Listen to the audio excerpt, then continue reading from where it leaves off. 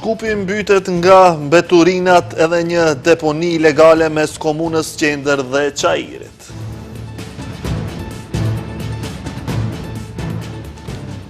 Qytetarët e Maqedonisë të Veriut do të mund të udhëtojnë në Shtetet e Bashkuara të Amerikës pa viza.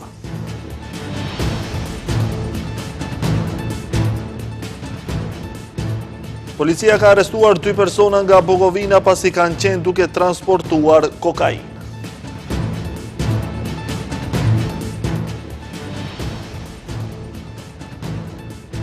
Federata e Futbollit të Maqedonisë e pranon se arbitri gaboi në penalltinë edhe në duelin Brera-Bashkimi.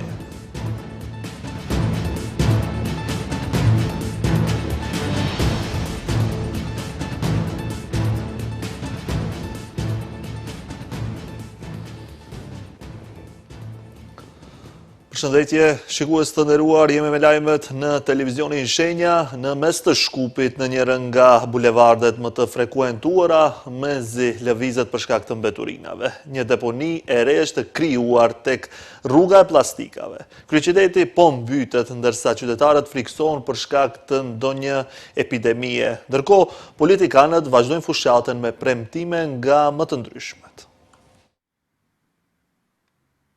Përderisa partitë politike merren me fushatën për zgjedhjet lokale, duke u zëtuar para qytetarëve me premtime nga më të ndryshmet dhe duke u marrë me politika të mëdha, rrugët e Shkupit janë shndruar në deponi. Këto pamje nga televizioni Shenja përshkruajnë situatën reale mos e miri, kontenjer të stërngarkuar, trotuare të bllokuara nga mbeturinat, ndërsa qytetarët nuk mund të kalojnë pranë për shkak se kundërmon erë keqe. Duke mos dashur të flasin para kamerave, qytetarët druajnë se mundet të përhapet ndonjë epidemi. Në vend të ofrimit për të zgjedhur këtë problem kronik, që është aktual tashmë e ca muaj, e sidomos në komunën e Çajirit, drejtuesit e komunës edhe ata të qytetit të Shkupit shkëmbejnë akuza për njëri tjetrin se kush është fajtori për këtë gjendje katastrofale. Disa herë janë përplasur kreu i Çajirit Visar Ganiu dhe kryetaria e qytetit të Shkupit Daniela Arsovska, ku Ganiu e hedhte fajin tek Arsovska dhe tek higjiena komunale, ndërsa Arsovska thonte se ata kanë për detyrim të mbledhin mbeturinat e vetëm ata të cilat janë hudhur në kontenjer, e jo dhe ata që janë hudhur jashtë kontenjereve.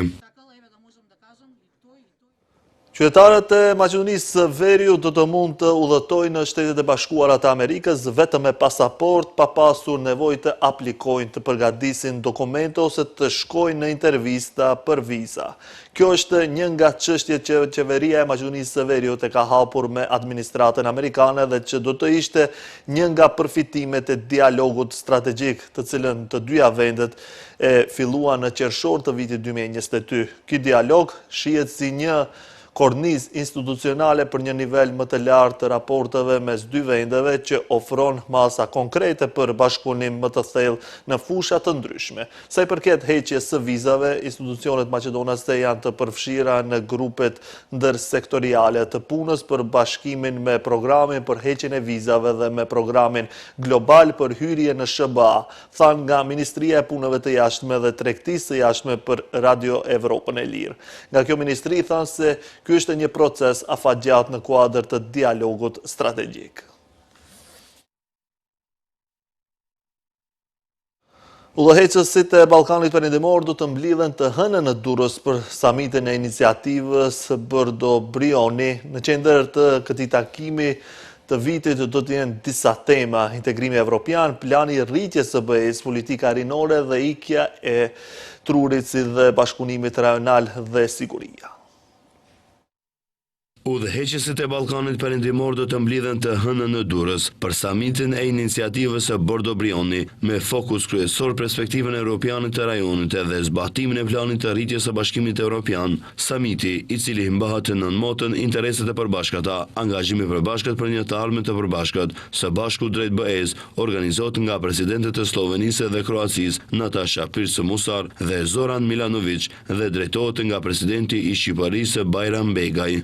Presidentja e Republikës së Maqedonisë së Veriut Gordana Siljanovska-Davkova veçmë ka arritur në Durrës për të marrë pjesë në samit. Përveç Siljanovskës, të pranishëm do të jenë edhe presidentja e Kosovës Vjosa Osmani, presidenti i Serbisë Aleksandar Vučić, presidenti i Malit të Zi Jakov Milatović dhe antarët e presidencës së Bosnjës dhe Hercegovinës. Iniciativa Bordo Brioni synon të lehtësoj përpjekjet e vendeve të Ballkanit Perëndimor në rrugën e tyre drejt antarësimit në Bashkimin Evropian. Një nga pikat kryesore të samitit në Durrës është plani i rritjes së BE-s, për të cilin Bashkimi Evropian ka krijuar një instrument financiar me vlerë 6 miliard euro për periudhën 2024-2027. Këto fonde synojnë të përshpejtojnë reformat edhe të nxisin konvergjencën ekonomike të rajonit me BE-n. Shpërndarja e fondit për vendet e Ballkanit Perëndimor pritet të jetë si vijon: Shqipëria mbi 920 milion euro, Serbia mbi 1.5 miliard euro, Bosnia dhe Herzegovina rreth 900 milion euro, pas uljes me 10% për shkak të vonesave në plan, Kosova 880 milion euro, Maqedonia e Veriut mbi 750 milion euro dhe Mali i Zi 380 milion euro. Iniciativa Bordo Brioni, e cila synon në nxitjen e bashkëpunimit të ndërsjelltë dhe integrimin evropian, mbahet të çdo vit nga themelimi i saj në vitin 2013. Vitin e kaluar, samiti u zhvillua në Maltezi. Atje, udhëheqësit u angazhuan për marrëdhënie të fqinësisë së mirë, reforma të mëtejshme dhe zbatimin e agjendës së gjelbër për rajonin. Takimi i këtij viti në Durrës pritet të vijojë me të njëjtin zotim, duke i dhënë rëndësi të veçantë dimensionit ekonomik. Policia ka arrestuar 2 persona nga Bukovina pasi kanë qenë duke transportuar 110.31 gram kokain. Përveç drogës, tek të dyshuarit është gjetur edhe një peshore digjitale me gjurmë kokaine si dhe një shumë e madhe parash. Prokuroria Themelore Publike në Tetov ka lëshuar sot urdhër për zhvillimin e procedurës hetimore ndaj 2 banorëve të Brvenicës, të cilët dyshon se kanë qenë bashkëveprues në veprën penale të prodhimit të shpërndarjes së paautorizuar të narkotikeve, substancave psikotropike dhe parapërbërësve. Siç njofton Prokuroria Themelore Publike, një ditë më herët rreth orës 2 pas mesnate, të dyshuarit kanë qenë duke transportuar gjithsej 110.31 gram kokainë. Automjeti i tyri një BMW është vërejtur nga policia në autostradën Tetov-Gostivar, pranë nyjes për Brvenic. Për shkak të lëvizjeve të pasigurta në drejtim të zigzakut, oficerët e policisë u kanë dhënë shenjë të ndalen. Kur ndaluan pjesërisht, njëri nga të dyshuarit është përpjekur të hedhë një qese me drogë nën ulsen e pasagjerit, por policët e kanë penguar në këtë veprim. Përveç drogës, tek të dyshuarit është gjetur edhe një peshore digjitale me gjurmë kokaine, si dhe një shumë e madhe parash, 206.000 denar, si dhe 1.150 euro në kartë monedha të ndryshme, të cilat janë konfiskuar përkohësisht për shkak të dyshimit se vijnë nga shitja ilegale e drogës. Prokurori publik ka paraqitur para gjyqtarit të procedurës paraprake të gjykatës themelore në Tetov kërkesë për saktimin e masës së paraburgimit për njërin nga të dyshuarit, ndërsa për tjetrin janë propozuar masa kujdesi.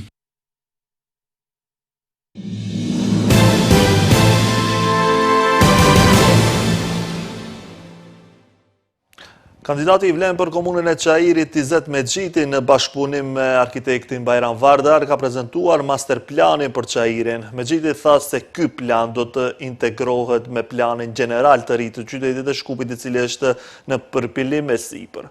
Komunikacioni, ruajtja e trashëgimisë kulturore, turizmi dhe ekonomia, arsimi, kultura dhe arti, rekreimi dhe sporti dhe transformimi urban janë pjesë e planit. Mexhiti tha se qëllimi është që të krijojnë një plan që ta çojë Çajirin në të ardhmen.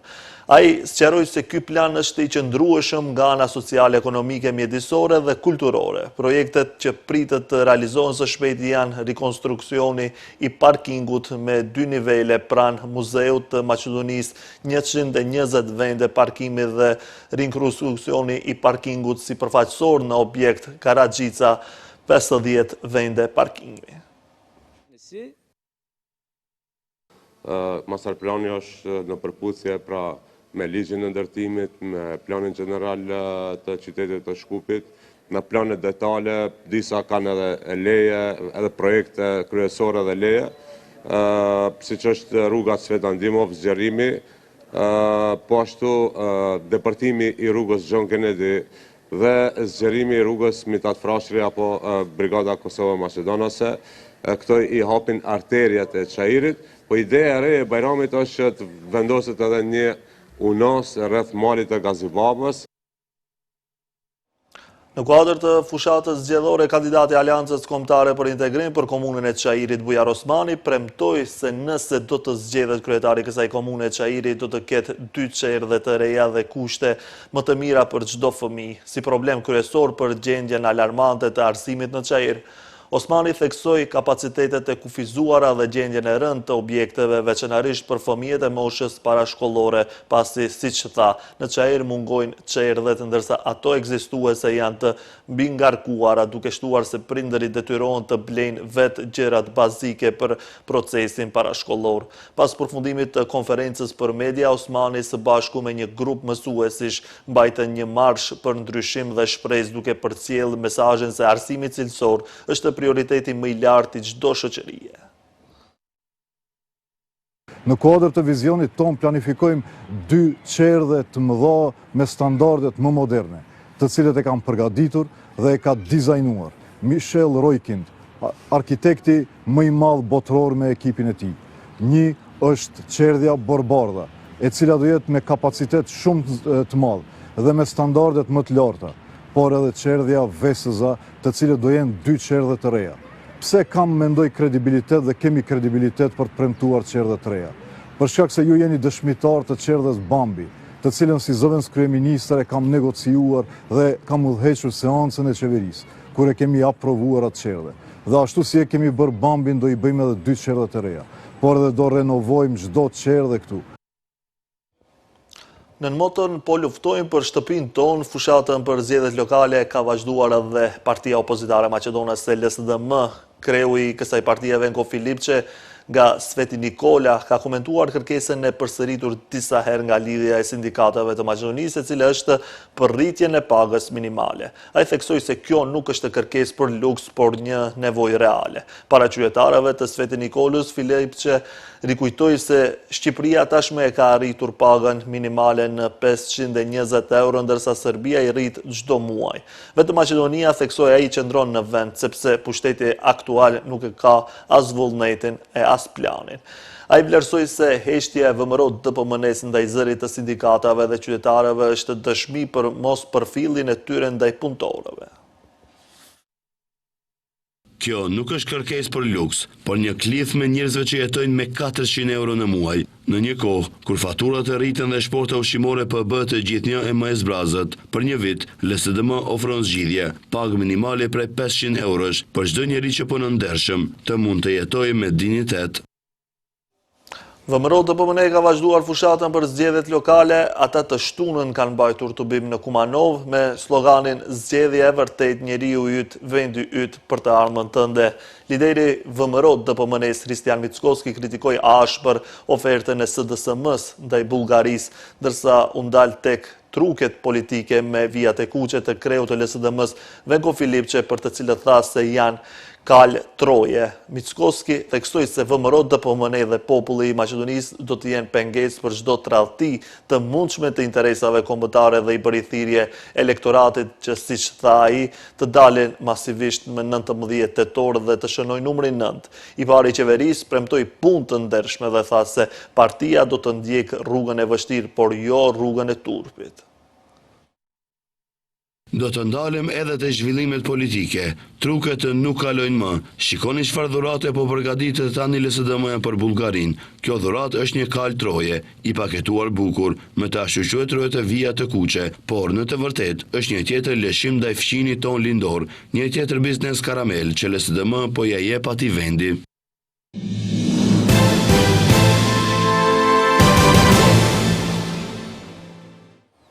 Maqedonia e Veriut është e gatshme ta ndihmojë Bullgarinë në përballjet me pasojat e vërshimeve. Presidentja Gordana Siljanovska i ka telefonuar homologut të saj bullgar, Rumen Radev, dhe i ka ofruar mbështetje.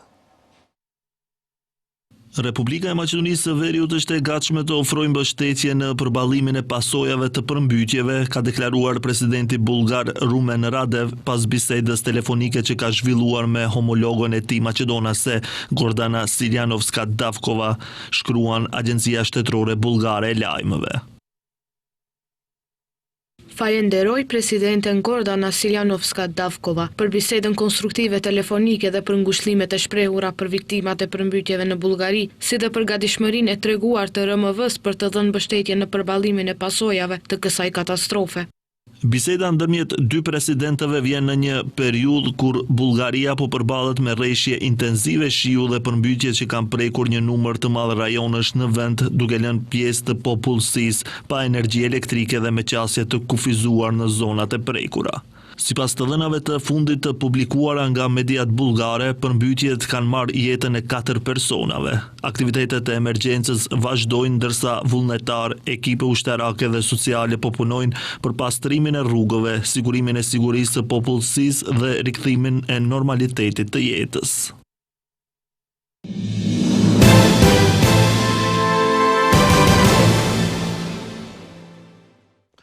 Sulmet ajrore dhe bombardimet izraelite vranë 70 palestinez në rrugën e Gazës të shtunën përfshirë gra dhe fëmijë, pavarësisht pretendimeve izraelite për zvogëlimin e operacioneve ushtarake kundër civileve, ka thënë Hamasi. Ky përshkallëzim i përgjakshëm i vazhdueshëm ekspozon gënjeshtrat e pretendimeve të qeverisë kriminalit të luftës Netanyahut në lidhje me zvogëlimin e operacioneve ushtarake kundër civileve të pambrojtur, tha grupi palestinez i rezistencës në një deklaratë. Egjipti njoftoi se do të pres delegacionin e Izraelit dhe atë të Hamasit të hënën për të diskutuar detajet e një shkëmbimi të burgosurve si pjesë e planit të Trump për të dhënë fund luftës në Gaza. Trump zbuloi planin e tij me 20 pika më 29 shtator, duke përfshirë lirimin e robërve izraelit brenda 72 orëve nga miratimi i Izraelit, një anëpushim dhe çarmatim i Hamasit.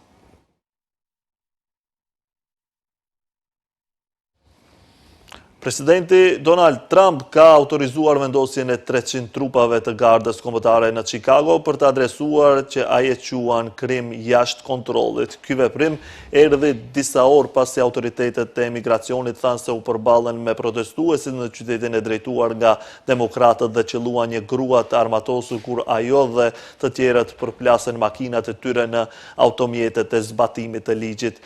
Udhëheqësit shtetëror dhe lokal kanë kritikuar për javë të tëra planet e Trump për vendosjen e trupave dhe u kanë quajtur atë një abuzim në pushtetin. Njoftimi erdhi ndërsa një gjyqtar federal në Portland të Oregonit bllokoi përkohësisht administratën Trump nga vendosja e 200 trupave atje. Gjyqtarja Imen Rgut quajti deklaratat e Trump rreth kushteve në Portland të palidhura me faktet dhe tha se ky veprim shkelte kushtetutën. Ajo tha se përdorimi i ushtrisë për të shuar trazirat pa pëlqimin e shtetit të Oregonit rrezikoi sovranitetin e atij shteti dhe të tjerave, duke shtuar se kjo gjithashtu shkaktoi tensione në qytet dhe rritje të protestave. Kjo ishte e gjitha për këtë edicion informativ. Faleminderit për vëmendjen, bashkë mirupafshim.